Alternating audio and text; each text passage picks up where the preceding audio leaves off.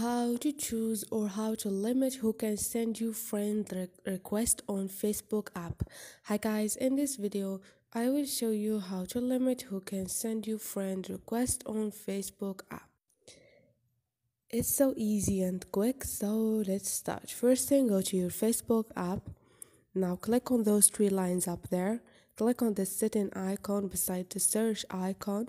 Scroll down and click on how people find and contact you. Click on it. Now you have the first option, which is who can send you friend request. Click on it and limit. Is it everyone? Yeah, that's mean anyone on or off Facebook. Now click on friend and friends of friends. That's mean your friends of friends. And this is it. So this is it guys. Hope this video was helpful to you. If you like the video, don't forget to subscribe and like.